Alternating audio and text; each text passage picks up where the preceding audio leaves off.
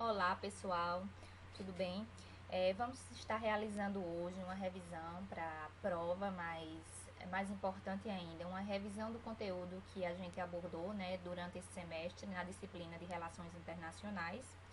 E nós vamos estar trabalhando as semanas 3, 4, 6, 7, 8, 9, 10, 14 e 15. Então, nós vamos trabalhar um pouco do que já foi apresentado na disciplina como um todo e alguns comentários iniciais e trabalhar alguns vídeos e também reportagens adicionais. Então, eu sugiro que vocês peguem um papel, se possível, né, a caneta, vão anotando aí algumas dúvidas que porventura ficarem ou que já tenha surgido durante a leitura de vocês, né, do material, para que vocês possam estar colocando aí no fórum lá na nossa plataforma, para que a gente venha sanar aí, à medida do possível, né, todas essas dúvidas que tenham ficado. Então, nós vamos iniciar falando um pouco, né, sobre o debate inicial da disciplina e como os poderes eles foram organizados e separados pelo Estado. Porque antes sabemos que existia muita disputa de território, né, muita disputa política entre os reinos, eles não eram constituídos ainda necessariamente como essa forma de Estado, de nação.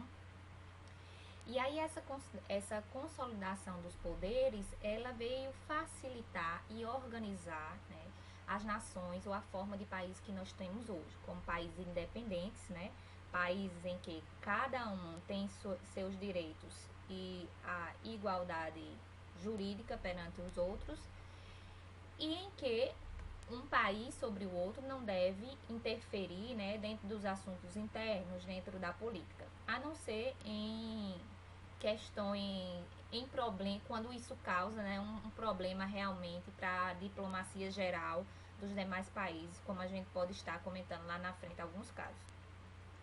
Então, à medida que houve essa consolidação da autoridade interna, né, e foi se fortalecendo os poderes universais, cada príncipe moderno ele começou a existir com outros semelhantes a ele. Então, não existia, então, ou reduziu-se essa possibilidade dos príncipes eles estarem querendo, vamos dizer assim, conquistar novos territórios, estarem querendo se impor para os demais territórios, né, circunvizinhos, e assim começamos então a ter uma organização mais clara, né, sobre os estados modernos. E aí um dos primeiros documentos que traz esse registro é o documento Tratado de Westfália, que ele pôs fim, né, que ele foi a organização ou a consolidação do fim da Guerra de 30 anos. Então, o principal princípio relacionado a ele é a questão de que cada rei com sua religião, e isso garantia e registrava, né, a autonomia de cada monarca em definir o seu reino, se ele seria católico ou protestante. Mais importante do que isso, da questão religiosa, esse tratado ele coloca o respeito à independência de cada estado, a igualdade jurídica entre eles e a não intervenção na política interna. Então, ela torna, nesse momento, os tratados que foram assinados, esses documentos, eles tornam cada país, que isso é a conceituação moderna, né? Então, torna cada estado uma força independente. Dessa forma, nós começamos a ver e a perceber uma organização em termos de separação relacionada a nações, a Estado, e compreender, né, como isso foi se organizando para que a gente tenha esse conceito de internacional. Então, essa expressão internacional, ela foi cunhada, né, por um pensador inglês, e ele considerava que as relações entre os estados, elas tinham produzido uma dinâmica própria distinta das questões internas a cada nação. Ou seja, cada país, cada nação, ela ia ter sua política interna e sua política externa. E aí, dentro dessa política externa, a gente tem o internacional, que ele vai para além daquela política interna dos países, né? Então, em uma das semanas, nós vimos justamente a diferença entre política interna e a política externa, certo? Então, esse conceito de internacional, ele veio organizar, ele veio colocar que a política interna, que haveria um espaço para a política interna dentro do país, mas que suas relações com outras nações, elas iriam ser comandadas por essa relação internação, que seria então a nomenclatura internacional. Então, nação é uma unidade, né, de cidadãos que eles partilham uma mesma realidade política, econômica e social. Então, nós aqui no Brasil, atualmente, estamos vivendo uma crise política, uma crise econômica, mas é uma crise interna. Claro que acaba interferindo também principalmente na percepção dos outros países sobre o nosso país. Mas não significa que a gente está em uma crise política externa, né? A gente está vivenciando problemas relacionados à nossa questão interna, desculpem. Então surgiu também a ideia de que cada nação ela teria o direito de ter sua própria expressão política, ou seja, seu estado soberano. Então a gente tem aí, né, a consolidação de que os países ou as nações, né, ou as civilizações que eram antes, elas são estados soberanos. Então não uma nação sobre outra, ela deve parar de tentar interferir, né? Reduzindo assim aquelas constantes invasões de territórios, imposições de religiões, imposições políticas que a gente tinha aí em 1400, 1300 e até mesmo antes disso, né? Então, a partir de 1600, como a gente viu no primeiro slide, a gente tem essa organização, começa a ter essa organização, né, para estados independentes, né, que devem respeitar essas decisões internas de cada lugar. Então, as relações internacionais, um dos principais teóricos foi esse francês, e ele dedicou um dos seus mais conhecidos livros, A Paz e a Guerra entre as Nações, para falar, né, sobre dois principais temas que são centrais dentro dessas relações internacionais, que é a questão do conflito e a questão da cooperação. Então, os estados, eles praticavam suas relações externas combinando ou alternando essas táticas de negociação e enfrentamentos. Então, quando a gente tem aí táticas de negociação, de parceria, a gente está entrando na perspectiva da cooperação entre as nações. E aí, já exemplifico para vocês, quando a gente vê lá a organização, a integração das Américas, a integração dos países da Europa, a gente vê em instituições internacionais, né, que a gente vai discutir mais adiante, nós vemos aí essas relações elas sendo balizadas pela cooperação. Quando a gente pensa na questão do conflito, a gente vai pensar na questão das guerras, como por exemplo a Primeira Guerra Mundial, a Segunda Guerra Mundial, e em tempos mais atuais, né, todos esses conflitos que estão acontecendo aí no Iraque e na Síria. Então, essas duas principais, vamos dizer assim, esses principais dispositivos ou esses principais temas, eles regulam essas relações internacionais, certo? O conflito e a cooperação. Então, utilizando soldados ou diplomatas, ou seja, a força militar ou a persuasão diplomática, os estados eles buscariam alcançar seus objetivos nas relações internacionais, seja por uma via ou seja por outra, ou através do conflito, das forças armadas, digamos assim, né, através dos exércitos, ou através da cooperação, do diálogo, e aí entra a figura bastante importante, né, que ganha força e é bastante significativa a atuação na questão das relações internacionais, é a questão da diplomacia e dos diplomatas. É tanto que a gente temos os consulados, e às vezes esses consulados não estão só em uma cidade no Brasil, estão em várias cidades, e temos a figura do diplomata, que é justamente para ter uma aproximação entre os países, né, de forma a cooperar com as questões que venham surgir aí entre esses dois países, certo? Então, a questão da diplomacia e a guerra, ambas elas podem ser vistas como uma estratégia, né? Então, a guerra é uma estratégia para conseguir algum objetivo, da mesma forma que a diplomacia. Só que a diplomacia, ela é a arte de convencer sem usar força. Já a guerra, né, o autor coloca pra gente que ela é a arte de vencer de um modo mais direto. Então, qual seria a melhor forma de utilizar? Né? E aí vai entrar muito no caráter pessoal de interpretação, né?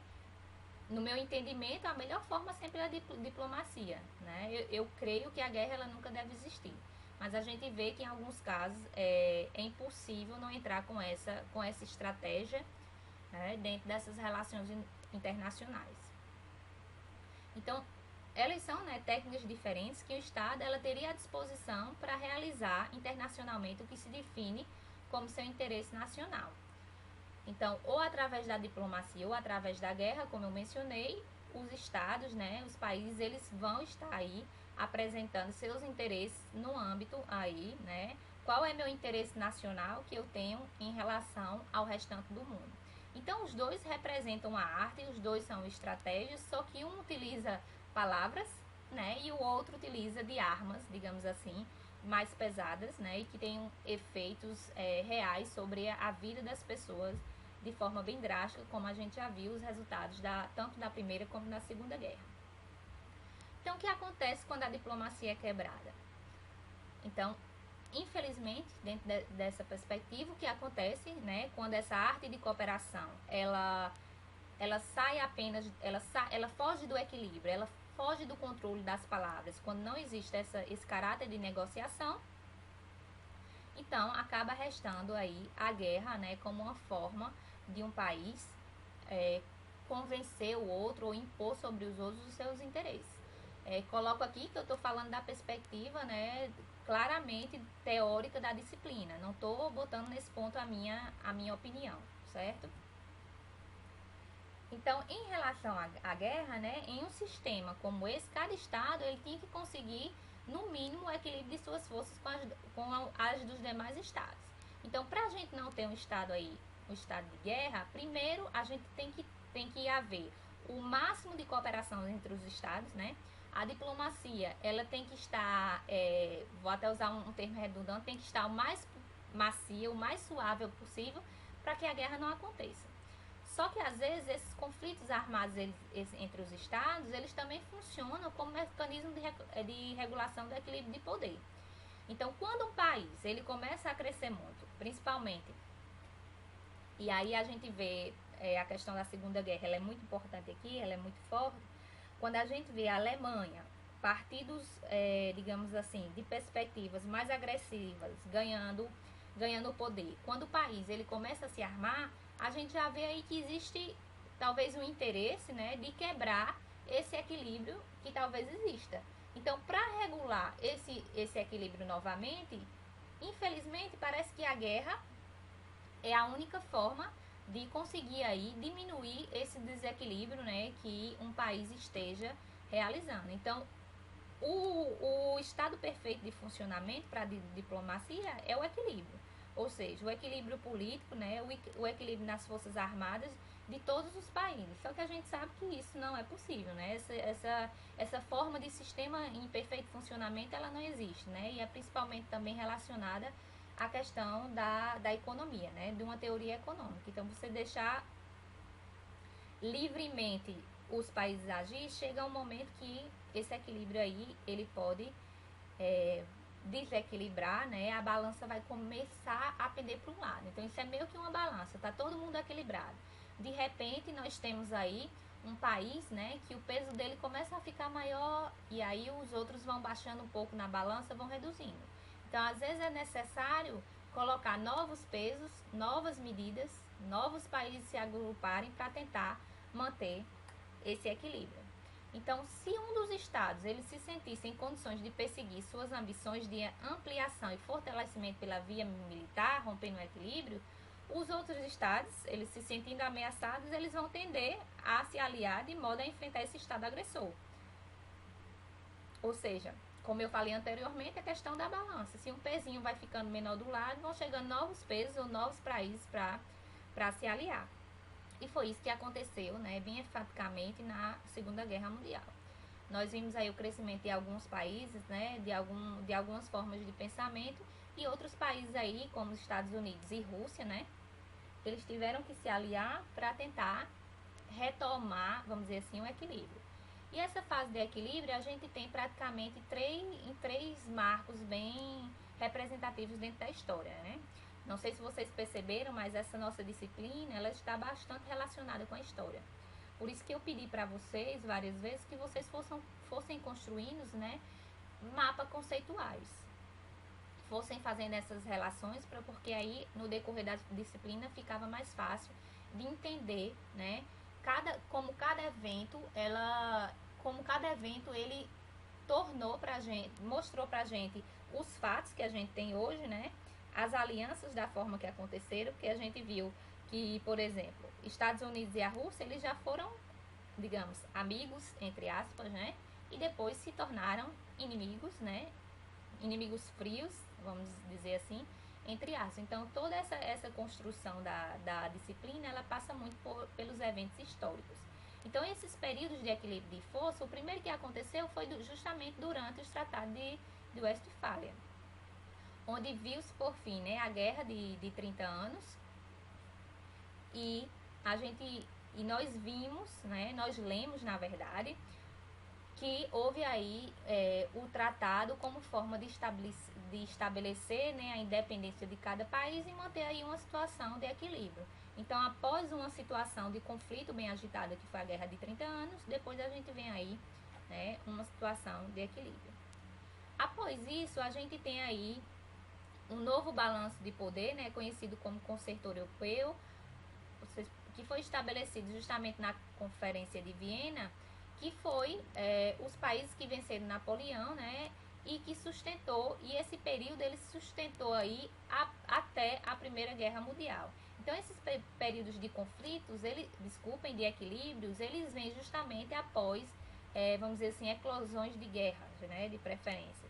E aí, o que é que acontece? Depois desequilibra tudo em algum momento, espero que não volte a acontecer, né, mas a gente já vê aí algumas situações de desequilíbrios atualmente. E aí a ordem, para restabelecer a ordem do equilíbrio, né, parece contraditório, novamente se faz alguma guerra.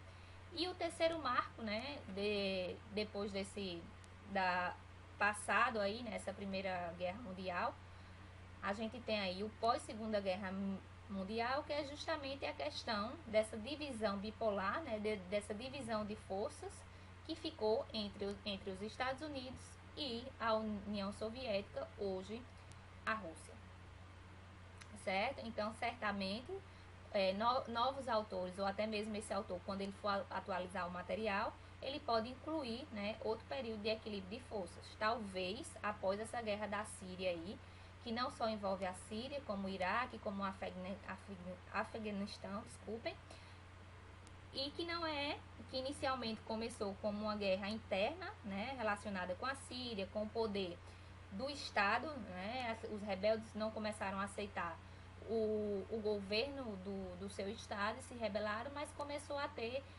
questões maiores, como a questão também do Estado Islâmico dentro desses países, né, fortalecendo aí esses conflitos armados. Então, quem sabe daqui a uns 5 anos nós teremos aí, né, a partir da consideração do autor, outro equilíbrio de força. Então, sobre a diplomacia, nós temos 3 tipos de diplomacia. A primeira é a de diplomacia bilateral, né, a qual consistia na manutenção de contratos permanentes entre os dois estados pelas instalações recíprocas de missões diplomáticas e repartições consulares.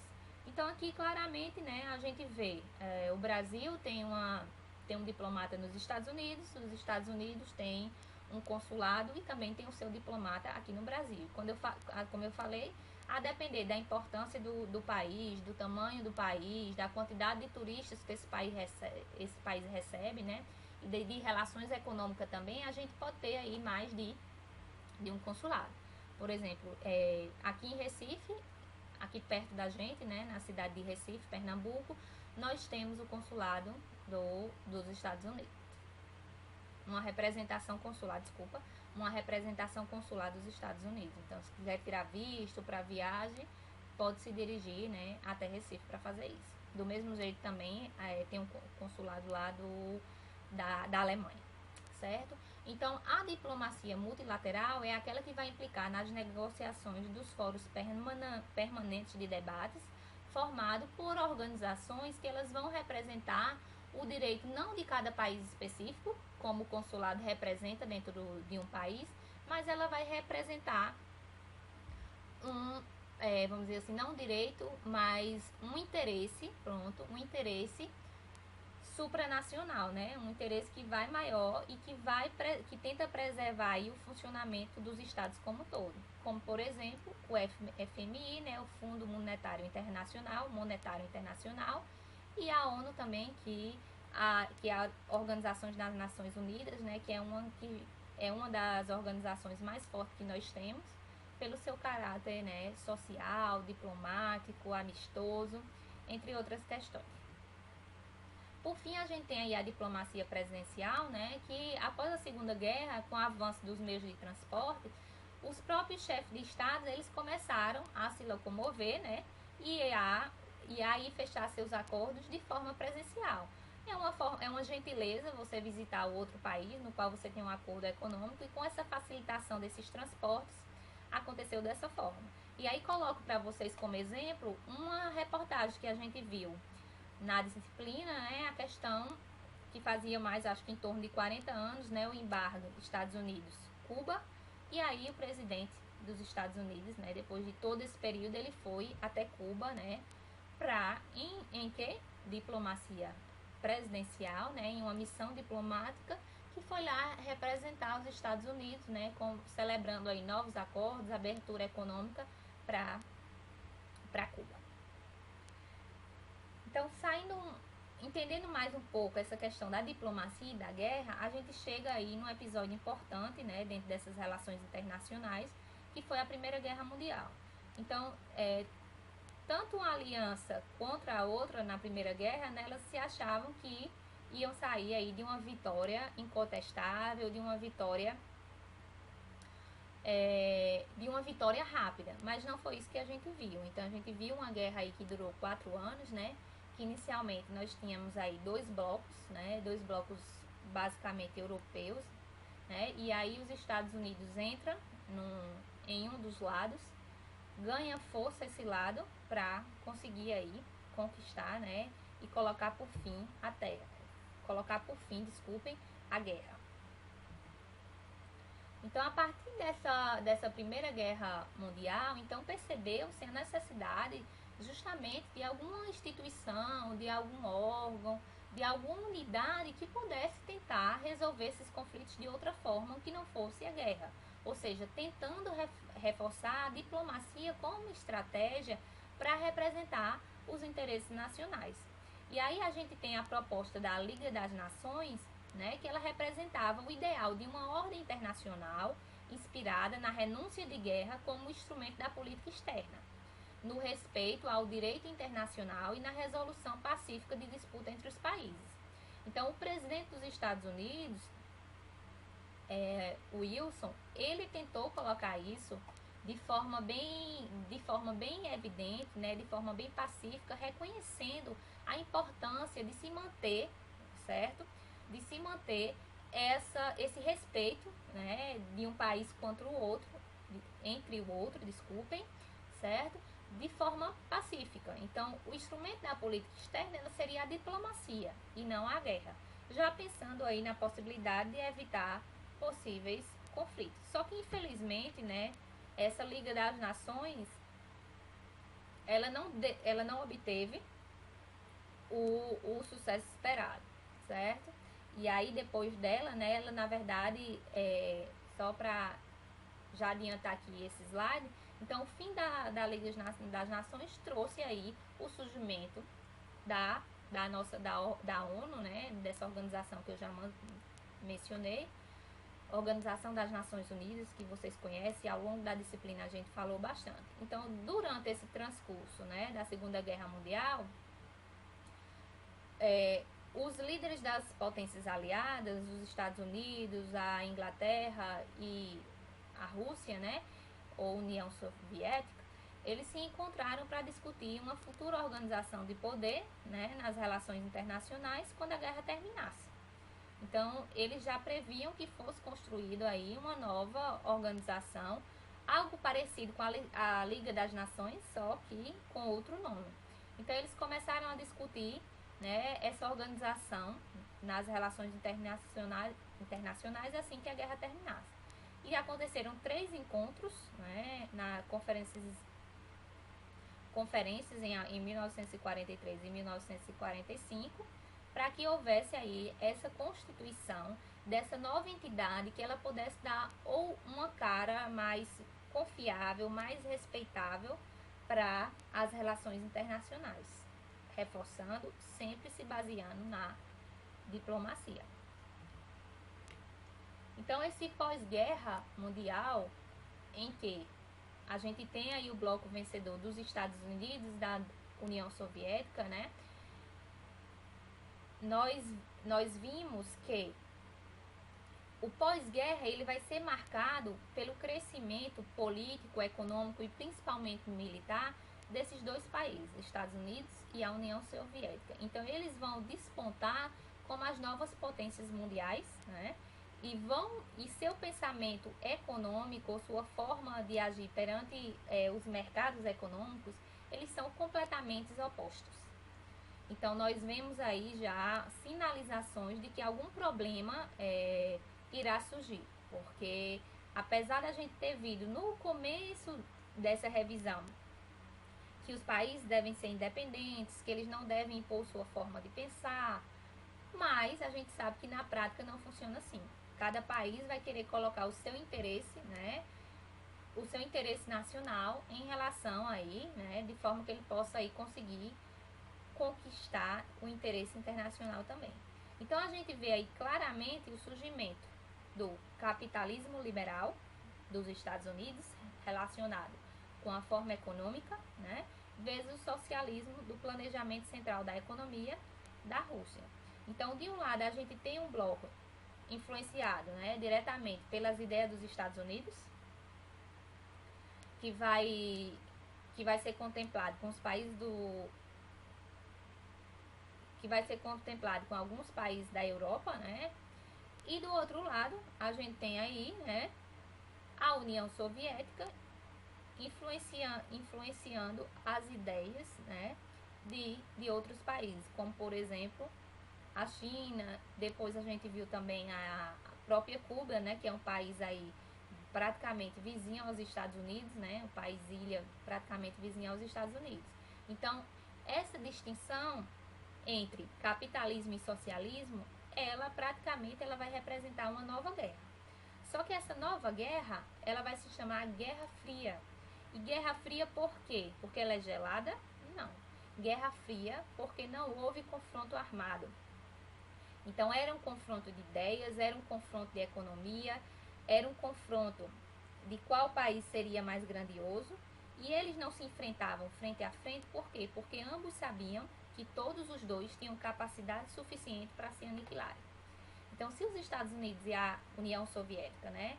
Lembrando que até a Guerra Fria a gente ainda tem a União Soviética. Então, se em algum termo, se em algum momento falei Rússia, vocês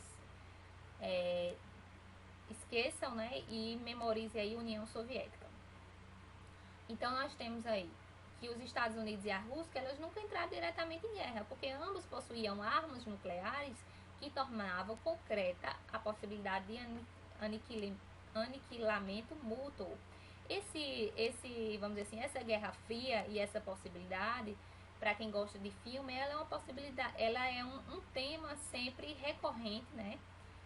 E não são filmes antigos. A gente que vê que até filmes atuais, eles sempre, principalmente filmes de ação, né, filmes de espião, eles sempre colocam aí essas disputas, né, assíduas bem fortes em relação à China e à União Soviética e os Estados Unidos representando o outro bloco de pensamento. Então a gente tem aí que se formam dois grupos de países, né, a partir do segundo critério: os países capitalistas desenvolvidos, denominado primeiro mundo, e os países socialistas industrializados, como a Romênia, como a Rússia, como a China, que eram também chamados de segundo mundo. Então, enquanto os países capitalistas e socialistas, eles classificavam os demais países como subdesenvolvidos que pertenciam aí aos países de terceiro mundo, onde a gente encontrava aí quem encaixado? O Brasil.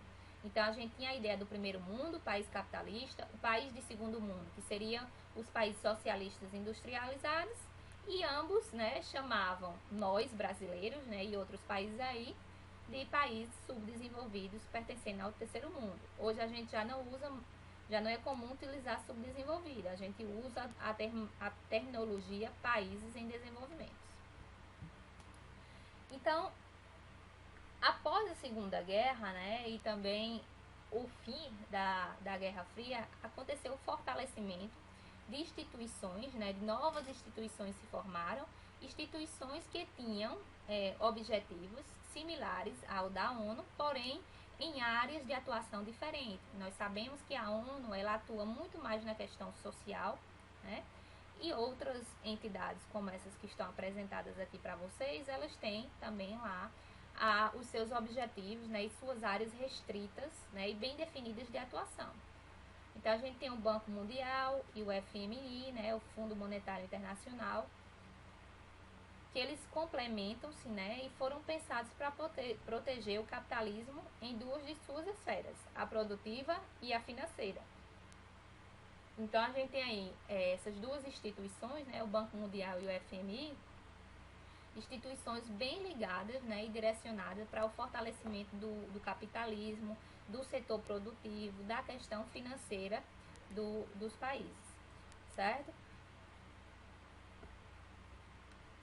Além dessa, a gente tem também uma Organização Internacional do Comércio, né, a, a, a OMC, que ela trabalha fortemente para proteger também essas relações de comércio, a questão de tarifas, as questões de importações, as questões de exportações que acontecem, né, nos países, a questão do protecionismo em relação à produção. Então, cada uma dessas instituições que foram surgindo, elas têm aí áreas restritas, né, e atuam de forma separada.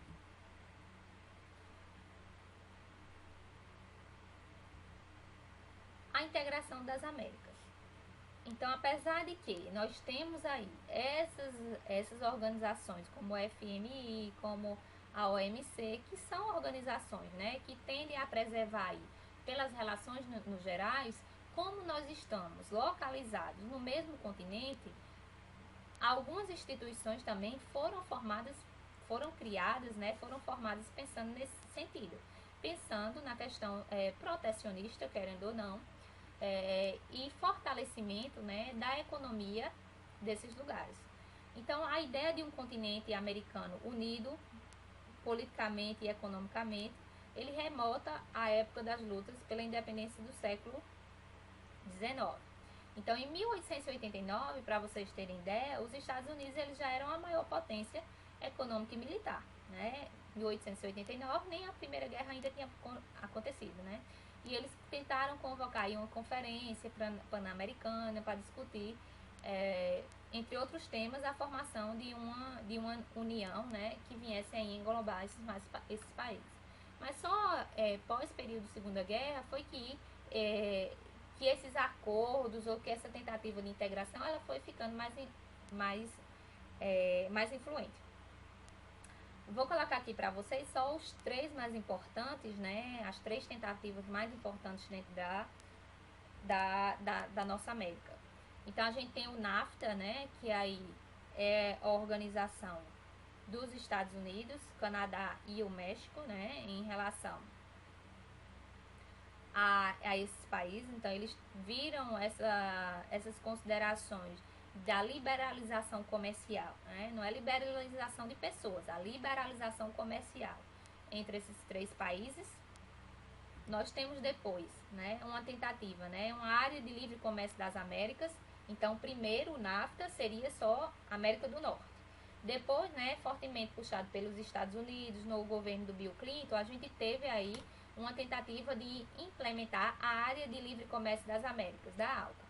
Só que aí vocês imaginam, para vocês conseguirem conciliar a ideia de três pessoas já é complicado. mercado, vocês imaginam aí de 15 ou 20 países. Então a ALCA, ela seria a integração aí das Américas como um todo, e elas se mostraram bastante complicadas, né? Porque os países economicamente mais fortes da América Latina, com destaque no Brasil, cada um tinha um tema diferente para defender. Então, o Brasil, por exemplo, ele adotou a bandeira da agroindústria. Então, nós sempre fomos muito fortes. Então, para a gente, esse setor era importante que houvesse a liberalização de mercados. Quando a gente fala de liberalização de mercados, significa que os Estados Unidos, por exemplo, eles não vão ter ideias protecionistas dentro para ajudar os produtores e prejudicar aí, gerar embargos para os produtos brasileiros. Porque como a gente tem uma capacidade bem definida na agroindústria, então nossos produtos eles são mais baratos do que os americanos, no sentido da agroindústria. Então, o Brasil, ele puxou logo essa bandeira, que queria interferência mínima, né, dos Estados Unidos, mas aí os Estados Unidos e os comerciantes, né, e os produtores não queriam aceitar. Então, essa área de livre comércio das Américas, ela ficou sempre uma questão bem complicada, porque para unir aí o interesse, né, de todos os países. Então, paralelo a isso, né, um bloco aí começou a se formar, e aí seria um bloco restrito, né? Ao contrário da América do NAFTA, seria a América do Norte, a gente tem aí o Mercosul, que ele vem representar, né, os países aqui da América do Sul, com essa perspectiva também de liberalização do comércio entre os países. E ele foi formalmente estabelecido, né, no Tratado de Assunção, em 1991, pela Argentina, Brasil, Uruguai e Paraguai. Então, esse tratado, ele anunciava a consolidação de um mercado comum. As pressões de grupos políticos, sociais e econômicos favoráveis e contrários ao Mercosul, as crises internacionais e as diferenças de política comercial e monetária no Brasil e Argentina tornaram difíceis a prática, né, dessa integração logo nos anos 90. Então, é bastante complicado, como eu mencionei anteriormente, você ter aí a integração de alguns países para tentar, né, criar algumas regras internacionais para o comércio, né, para facilitar aí a economia, né, fazer uma ligação entre a economia de 4 países. Porque a gente sabe que cada um sempre vai querer preservar o seu interesse internacional. Então, assim, tem a questão da dificuldade dessas ideias, né? Cada um vai querer destacar ou facilitar nas áreas que tem mais força econômica, né? Tem a questão também, teve a questão da desvalorização do real com relação ao dólar. Então, são moedas diferentes e aí tem todas essas perspectivas. Então, assim, em junho de 2012, o Mercosul ele passou por uma grave crise, mais uma crise, né? Após o impeachment do presidente paraguaio, e a tensão aumentou quando, aproveitando a suspensão paraguaia, os demais membros eles aprovaram a entrada da Venezuela no Mercosul. Então era um pleito antigo do venezuelano Hugo Chávez, que ele vinha sendo barrado pelo Senado paraguaio. Então, em um momento, vamos dizer assim, de fraqueza, né, de crise política no Paraguai, os demais países aprovaram aí a entrada da Venezuela, o que causou aí um desentendimento, né, com o lado paraguaio. Então, a gente vê aí outro enfraquecimento dessa consolidação, né, do Mercosul. Eu vou colocar aqui para vocês uma matéria, só para a gente ter ideia de como está essa situação atual, certo? Então, a Venezuela entrou em 2012 do Mercosul. Mas essa semana, na verdade, quinta ou foi sexta-feira, saiu um comunicado bem desafiador ao comunicar que continuará no Mercosul mesmo após a suspensão do bloco econômico. As autoridades do país deixaram claro: Venezuela seguirá sendo Estado parte do Mercosul. A carta com o anúncio formal ainda não chegou a Caracas. No documento assinado pelos países fundadores do bloco, Argentina, Brasil, Paraguai e Uruguai, a República Bolivariana da Venezuela é acusada de não cumprir em tempo os requisitos necessários para permanecer no Mercosul. O prazo era até a última quinta-feira e assim teria início o mandato de presidência dos venezuelanos no grupo comercial. Com a suspensão, a Argentina assumirá a presidência rotativa ainda neste mês. Um bom vinho não precisa ser caro, precisa ser surpreendente. Tinto Real, aguarde. Desculpa, pessoal, mas a gente tem desses contratempos, né, utilizando aí várias plataformas diferentes para a gente interagir. Então, em adicional, eu vou colocar também essas duas matérias lá no fórum para a gente acompanhar. Mas o que foi que aconteceu? Na última quinta ou sexta-feira, a Venezuela foi suspensa do Mercosul. Ela não cumpriu alguns prazos, né, algumas obrigações determinadas, e aí os países que fundaram o Mercosul colocaram a Venezuela, vamos falar assim, uma linguagem simples, para fora. Vocês viram aí a reportagem que a Venezuela disse que não aceita sair do Mercosul. Então aí a gente já tem, agora em 2016, outro problema relacionado com a Venezuela, né, e digamos assim, outro enfraquecimento diante dessa tentativa de acordo, de uma integração, né, de um comércio único, né, de uma plataforma econômica forte para os nossos países. Então, o Mercosul, ele sempre enfrenta, né, essas dificuldades. Claro que isso não é restrito ao Mercosul, do jeito que o NAFTA também enfrenta os seus problemas, e também a União Europeia, que recentemente, a gente também comentou isso na disciplina, que recentemente o que foi que aconteceu? Recentemente na União Europeia, o ano passado, os ingleses simplesmente, né, a Inglaterra falou que vai sair da União Europeia. E aí a gente tem toda uma crise, que não foi uma crise só lá, que envolveu os países da Europa. Então todas as bolsas de valores começaram a cair, justamente porque um país anunciou, né, e aí a gente sabe que a força da União Europeia no mundo é bem mais significativa do que o Mercosul, né, por isso toda essa repercussão internacional. Mas o que eu quero colocar para vocês é que esses problemas, eles não são exclusivos, né, apenas do Mercosul, mas esses problemas existem e têm que ser contornados de alguma forma.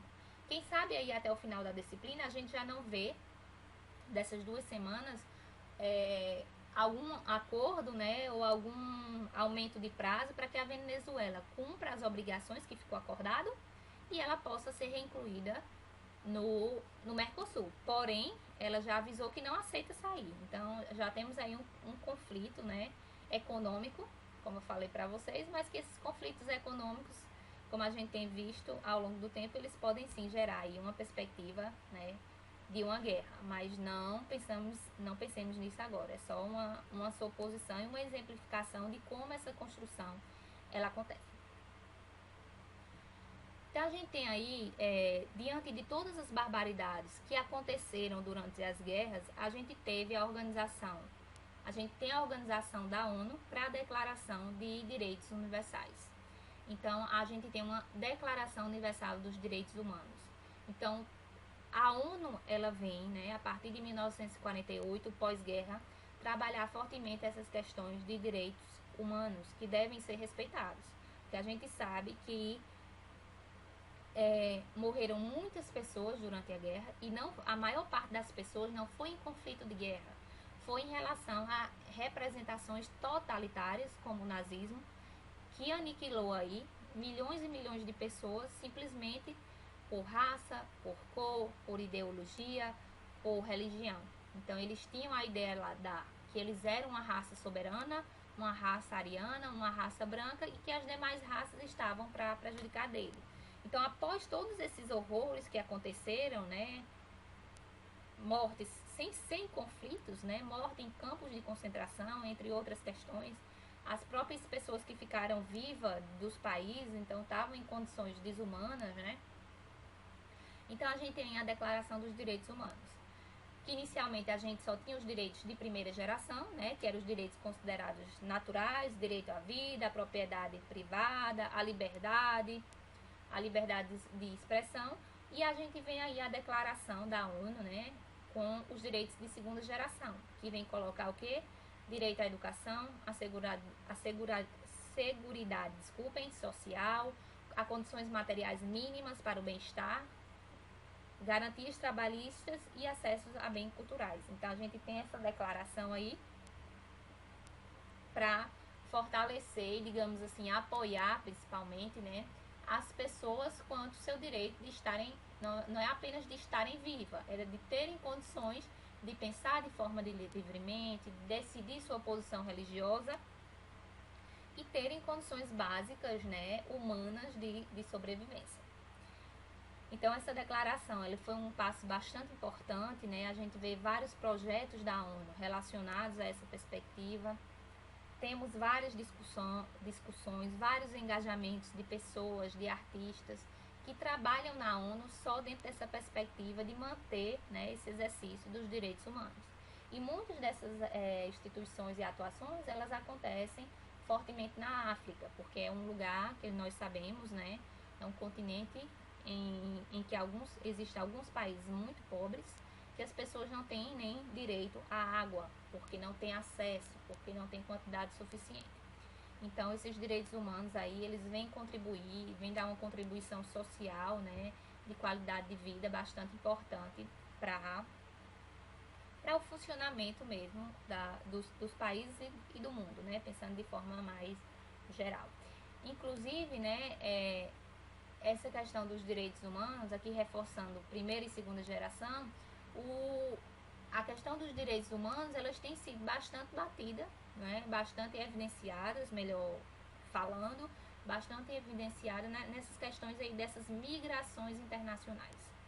Então, nós temos acompanhado aí altos índices, né, altos fluxos de migrações internacionais para países europeus. Por quê? Porque eles estão próximos de zonas de países que estão em guerra, como os que eu já mencionei inteiramente, né? Afeganistão, Iraque, Síria, e as condições lá estão mínimas. Então a ONU, né, ela está constantemente atuando nesses países de forma a levar comida, água, assistencialismo de saúde, para garantir o mínimo possível que as pessoas tenham aí alguma possibilidade, né, de vida dentro desses países. Então a gente sabe que as condições, né, de vida nesses países estão bem afetadas e que a ONU vem desenvolvendo um trabalho bastante importante. Por fim, né, para fechar a questão das relações internacionais, então a gente já passou desde a consolidação dos poderes, né, até os conflitos, a questão da diplomacia, a questão de conflitos, a questão da organização e integração econômica desses blocos econômicos, a questão fundamental dos direitos humanos. Por fim, né, a gente tem aí como outro tema que surgiu a questão do meio ambiente. Então, todo esse desenvolvimento da nossa sociedade, o desenvolvimento econômico, ele tem influenciado, né, no meio ambiente, causando aí graves danos ao meio ambiente, né? E aí aconteceu uma mobilização por parte da ONU, né?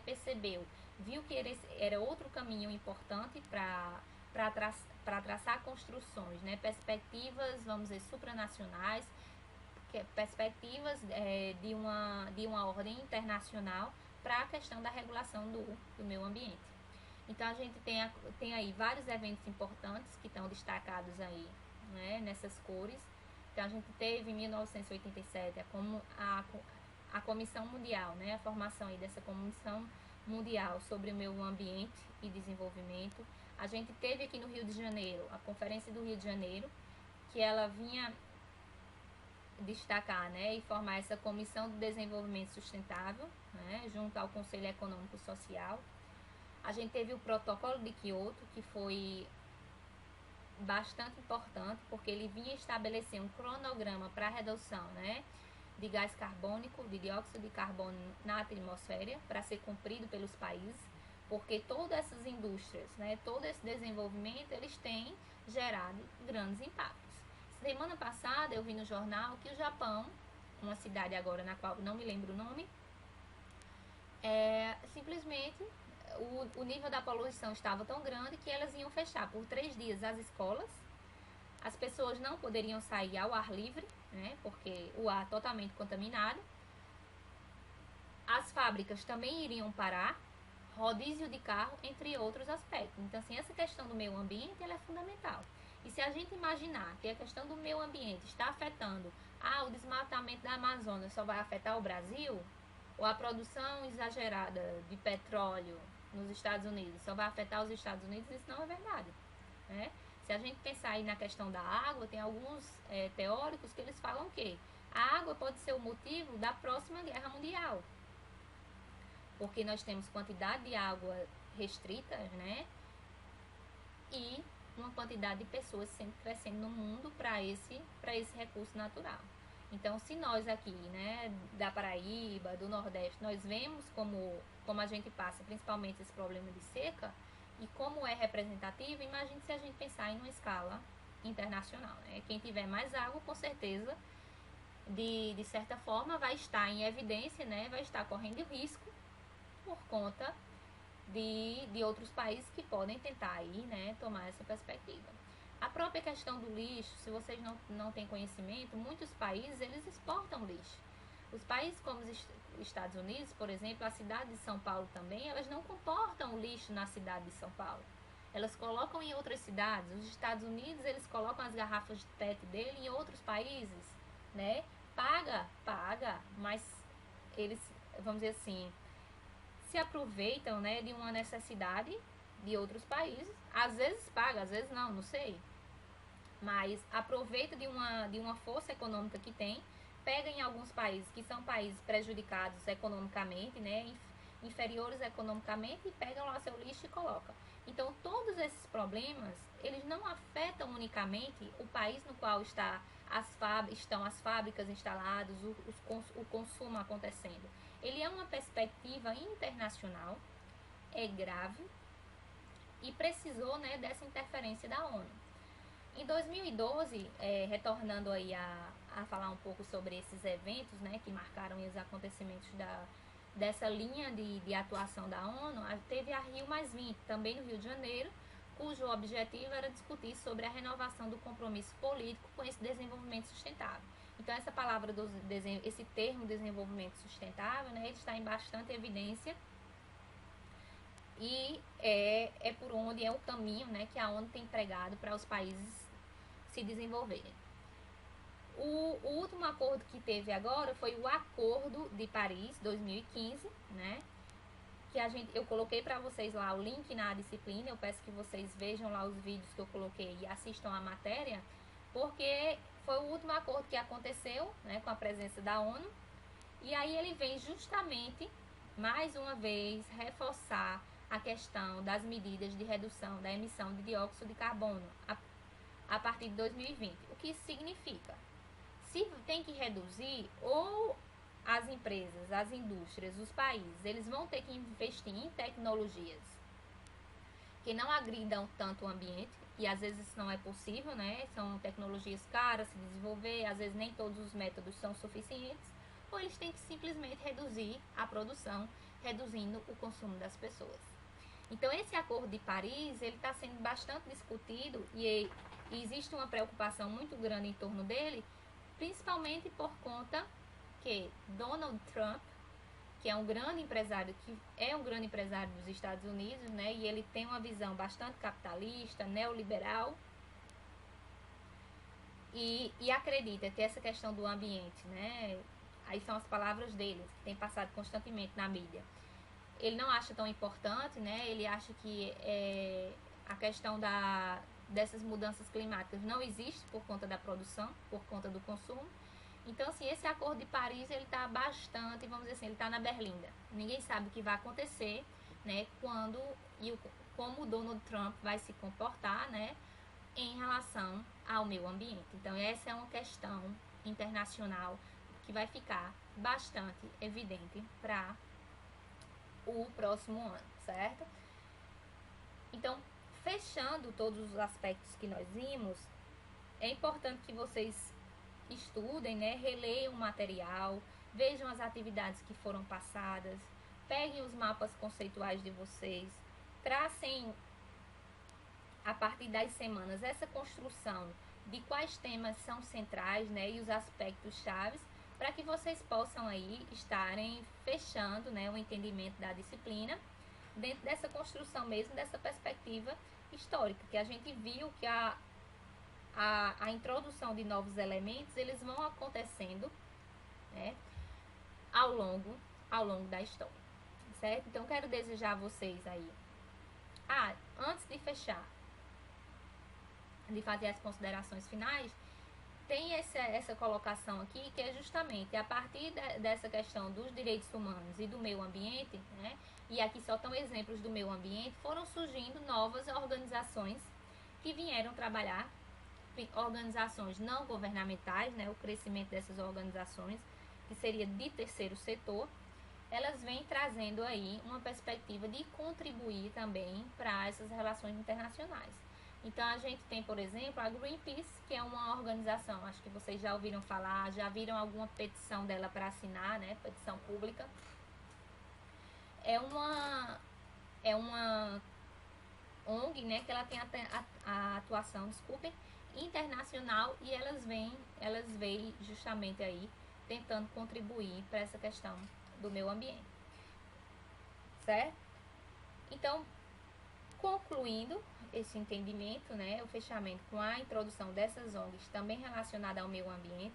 Então, a gente não só tem aí a relação do Estado, né, é importante destacar essa questão da ONG, que a gente aí não vê só o Estado dentro dessas relações internacionais, mas começam a haver pessoas, entidades, né, que não têm representação de Estado, mas que são bastante importantes, né, dentro dessa perspectiva de relações internacionais. E aí um ótimo exemplo como destacado é justamente o Greenpeace, né, que é uma ONG de atuação internacional que vem aí trazer contribuições importantes, né, para essas relações, principalmente relacionadas ao meio ambiente, certo? Então, quero desejar para vocês uma boa prova, bons estudos, né, sigam a dica, né, na verdade, são dicas que eu utilizo enquanto aluna, né, enquanto estudante. Então, eu estudo sempre traçando lá os roteiros, os temas centrais, construindo um mapa conceitual para que possamos aí fixar melhores ideias. Então, espero que vocês tenham gostado da aula de revisão. Anotem as dúvidas. Quando terminarem de lerem o material, também tragam as dúvidas e vamos tentar aí discutir no fórum todas essas dúvidas que ficaram para depois, certo? Então, quero colocar aqui as referências, né, que elas se basearam basicamente no contexto que foi abordado, né, durante o livro base da disciplina, e esses links que foram apresentados do vídeo eu vou colocar lá no fórum social, para que também a gente possa estar interagindo, né, conversando na prática sobre as questões da disciplina. Obrigada e